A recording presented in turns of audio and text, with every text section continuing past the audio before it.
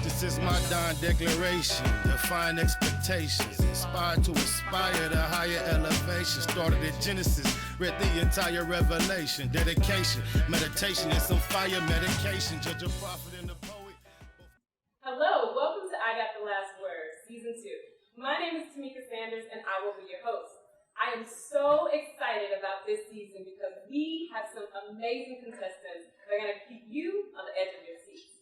Before we get into the contestants, I want to give you a chance to learn a little bit about myself and my co-host, Roosevelt Watts.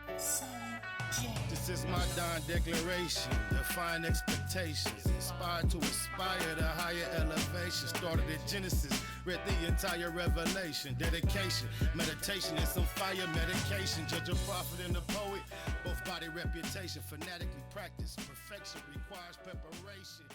I go hard like this could be the last chance. Hi, my name is Tamika Sanders, and this is my daughter, Azure. Say hi. Today I'm just going to tell you a little bit about myself and what got me into poetry and just my life so far. I'm born and raised here, a native of Phoenix, Arizona. Not very many of us, but I am one of them. I have been writing ever since I can remember, and growing up, there were a lot of times where just because of lots of things. My mom had me when she was 16, my brother when she was 19, and there was one year when we moved around like 6 times in 1 year, just in search of better jobs, better places.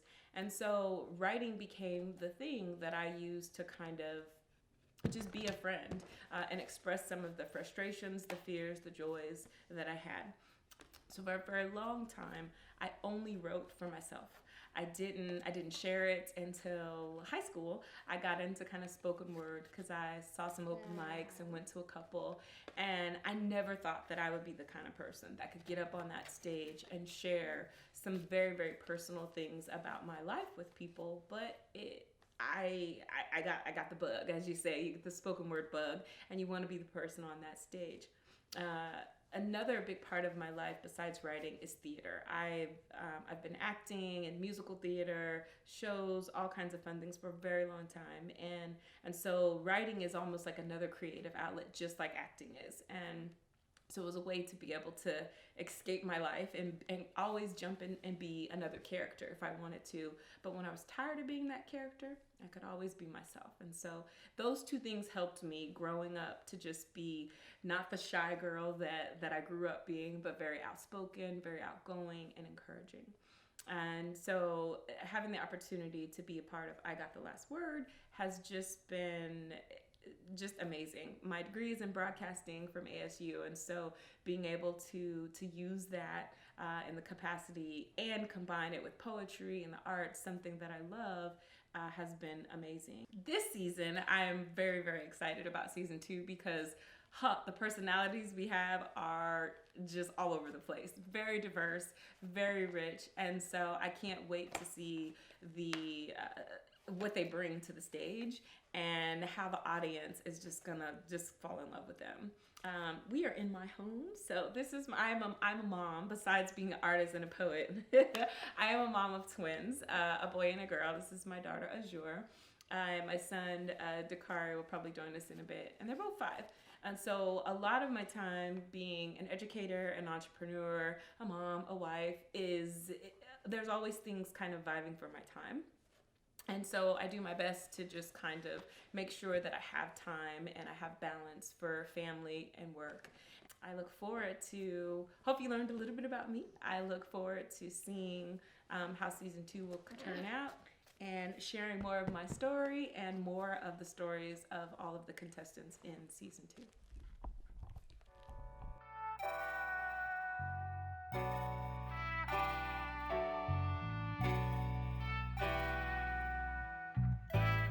Well, I'm Roosevelt Watts. I am originally from Monroe, Louisiana.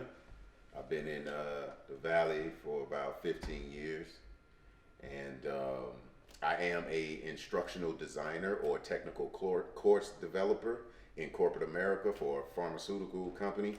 Coming from Louisiana, went to college for a semester in Louisiana Tech, And from there, I went to the United States Marine Corps for 4 years. I spent 2 years in Japan, traveled all over Far East areas and stuff like that.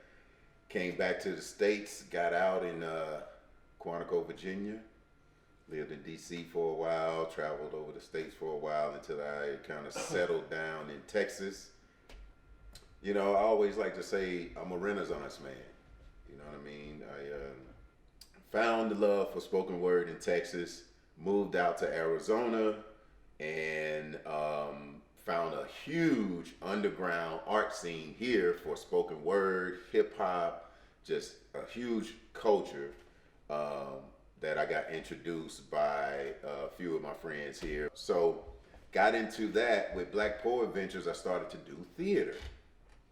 So I was getting put in plays and different things like that. And I started to work with Black Theater Troupe in Phoenix. I worked for them for probably 9 to 10 years, me and my boys. But again, I've always had a longing to give a message, some kind of message that's going to help the next generation, that's going to help people right now, or something. That's what the outlet was used for in poetry and different mediums like that, because you really have people's attention. I took it that serious. And theater took it to a whole nother level. Now I can take what I write and paint a picture.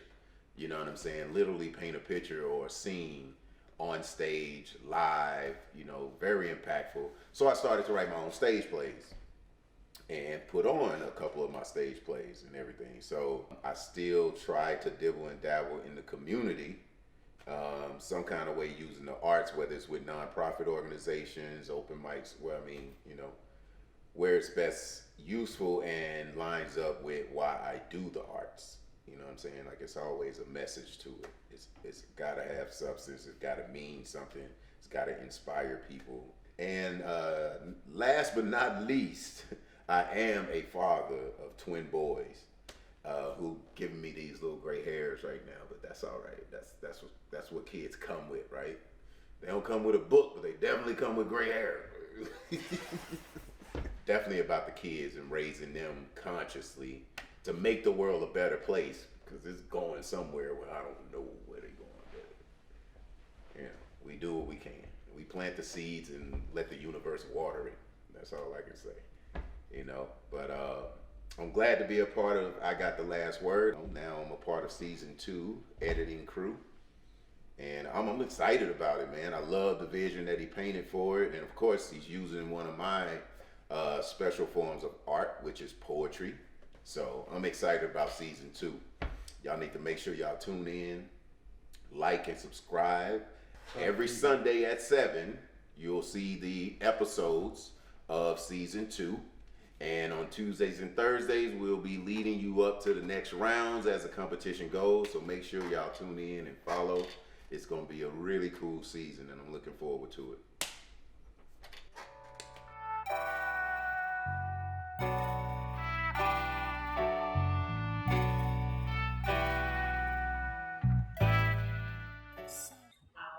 So now that you know a little bit about myself and co-host Roosevelt Watts, you can see we are not just hosts. We are poets, we are actors, we are parents, we both have twins. So we have a lot in common, but most of all, what we care about is poetry and the arts. And so we do this because we love it, we live it. So I want to tell you a little bit more. If you've just joined us now for season 2, you're probably wondering, well, what is I Got the Last Word? Well, it's based on the popular series of shows like The Voice, The X Factor, and American Idol. The only difference is that it comes from the poet's perspective. And each week, the judges are going to be judged on categories of believability, connectivity, drama, delivery, and versatility. And this season, we have added a bonus category. And you're probably wondering, bonus, what does that mean? Well, this is how it works. After each contestant performs, the judges will give them 5 words, and they will have to go back and create a poem on the spot, so that when they come back up, they will be delivering that poem, and they will still be judged on the same categories, but it's an opportunity for them to show off their creativity and also earn some extra points. And believe me, extra points are definitely going to be needed this season because, as I said, these contestants are fire. This is is my Don declaration. Define expectations. Inspired to aspire to higher elevation. Started at Genesis. Read the entire Revelation. Dedication. Meditation and some fire medication. Judge a prophet and a poet. I want to introduce you to our judges. We have some amazing judges. And one, we have our resident, I would say, guest and judge, Nolan Levine, returning to us. And he's definitely our comedian on and off stage. But we also have Phyllis J. Guest, Benjamin, and also our guest, Benjamin Trotter, and also our guest judge that will be joining us in a couple weeks, and his name is Ken Chappelli. And the best way to tell you about our judges is for you to just hear it from them.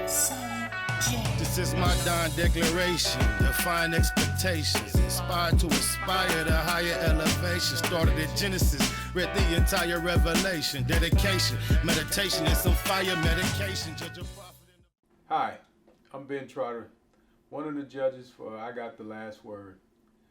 Some of my backgrounds in judging, I have a music background where, I play instruments like drums, trumpet, trombone, baritone, played in a marching band, also played in a jazz band, chorus band, in my younger days. Also done a lot of little modeling, did that about 15 years. Also sang in the choir and things of that nature. I'm a father of 4, husband, married, a pastor. Also played in different things like acting in Runners. Just really look forward to being one of the judges and trying to help the contestants be the best that they could be in our poetry contest. Look forward to playing my part in this poetry contest.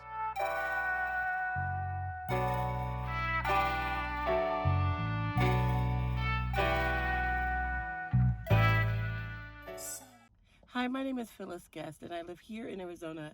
I'm a transplant from Buffalo, New York. There I studied dance from elementary school until I graduated high school.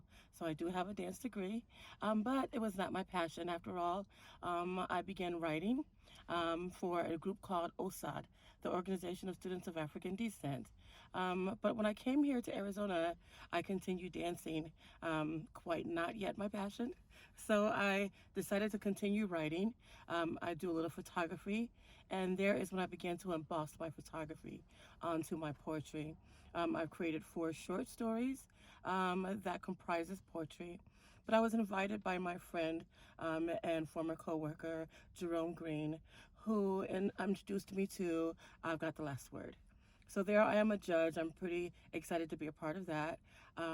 I'm going to be interested in hearing the creativity and the style, and so look forward to I've Got the Last Word.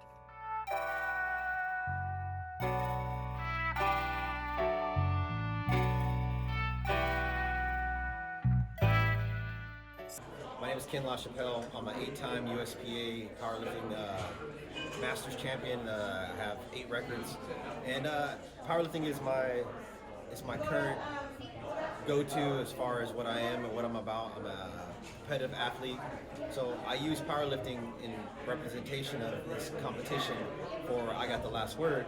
And as far as you're the only one on that platform, you're performing for everybody, you have to listen to the judges, you have to take constructive criticism. Sometimes you don't get a good lift. You have to take that input and regurgitate it back and understand what the judges are looking for and bring that back to the table the next time you have a lift. So it's all you. There's no one else. There's no one to like lean on or to save you.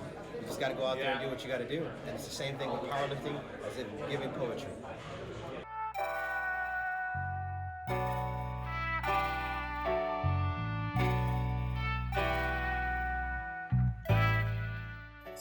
Hi, I'm Dolan. I'm returning for the 2nd season as a judge, and I've Got the Last Word. And I'm totally excited about what's coming up for the season 2. One of the things that's really great about season 2 is I am the definitive judge. I'm the one who voted everybody off and kept people on board last season, and I'm really excited about that. The producers of this program have allowed me to use my personality, and that's great because as you're going to see in season 2, my personality is really going to come out. My history, as far as the theater and the arts and things like that, really stems from my mom. My mom was the first Native American Radio City Music Hall Rockette. She started out, honestly, she was born on the Oneida Indian Reservation, and her mother was unable to care for her, so put her in an orphanage. And so she was adopted, and her adopted parents, put her in all different kinds of things: dance, baton twirling, you name it, and she was into it, the theater. And so she took that, parlayed that, and ran away to New York and Chicago, and the rest is history. And she took me up to Las Vegas one time. We got to see Sammy Davis Jr. live, and Sammy remembered her and came to our table, and I was just blown away by that she would have almost the audacity, if you will, to say, "Hey, Sammy, do you remember me?" So it was a great upbringing as a child. Right now, I have a son who's in the music business. He's known as Big Country. He runs and owns a barbershop in Oklahoma City, but his stage name is Big Country. Very, very gifted artist, writes his own music, is now playing a part of a group called the Highway Walkers, a standing group. So please, check him out. My oldest grandson, Najir, is also in the music business, and he goes by Scuba Gang or Ski Lizzie or whatever you want to call him. But he's also in the music business and really wants to do some of his music. And then I have three other grandsons, Kali, Cagney, and Zion. Kali is just ready to graduate high school. Cagney is 6 foot and is in the 7th grade. I think that's going to be my basketball player. And my little guy, Zion, well, he's going to be my football player. I think he might be the next Bo Jackson. He's just a bundle of joy, and I just can't wait to see what's going to go on. And that's my goal. And now I've been blessed. I have a 6-month-old great-grandchild named Malia Ann. And what's really important about the middle name Ann is my mom passed away on January 18th, 2018, so we're coming up on the 2-year anniversary. And my oldest grandson, Najir, had a very close relationship with his great-grandmother and took my mom's middle name, Barbara Ann, took the Ann part and named his child, gave his child the Ann middle name. So it was very touching to me. So part of this project for me is I love being around talented people.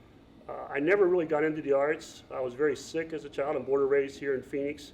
Went to St. Teresa's Catholic School, went on to Orangedale, and then went to high school at East High, which is now an overpass. I wanted to be a wide receiver for the Dallas Cowboys. Bob Hayes was my hero. Unfortunately, with my asthma and my body frame, all of about 120 pounds and about 5'8", it just wasn't suited to play football, although I did have good speed and good hands.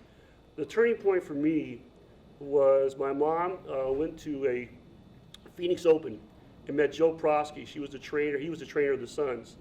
And she told him that I was a big basketball fan. I used to watch all the NBA games and college games, all those things of that era. And he goes, well, that's great. Since he's been so sick, how about we bring him down to meet Connie Hawkins, who was a Phoenix Sun at the time and a big star in the NBA. And she goes, that's great, but his real hero is Will Chamberlain. And this is what turned my life around. I was able to get down to the old Coliseum down there in McDowell, the old Madhouse McDowell, and I had 25 minutes with Will Chamberlain in the bowels, if you will, of the Coliseum. And I just thought that was amazing that this NBA superstar would take 25 minutes out of his life before a game and tell me about being strong and how to get better and doing well in school. And if basketball wasn't in my future, make something of myself as an individual, be a good person. And the highlight of it to me also, aside from that, was my mom got to see Jerry West having his ankles taped and his hamstring being wrapped up as well. So that was a big highlight for me. But it changed my life. And at that point, I fell in love with the game of basketball. Basketball allowed me to attain a college diploma. I've had the greatest highs and the greatest lows, if you will, on the basketball court. I still love basketball to this day. It's a passion of mine. I'm a huge Phoenix Suns fan. Anything that has to do with Phoenix, I love to see the creativity. And that to me is the important thing. And then how can I make that individual bring out their talents? What kind of suggestions, what kind of judging can I do to say, hey, what's going to make you better, not only as a poet, but as a performer? What's going to draw you in? And so this season 2 for me, it's going to be, I'm going to be honest, I'm going to be blunt, I'm going to be fair, but I want to make sure that that individual who's up on stage and delivering his art, that I am critiquing that individual to the best of my ability so I can bring out the very best in them. And that's what season 2 of I Got the Last Word is all about. how do we make that individual better? And I'm looking forward to having a great time with all my fellow judges. Season 2 is going to be awesome. Please check us out on YouTube, and I Got the Last Word, and I can't wait to get Season 2 started. Peace out.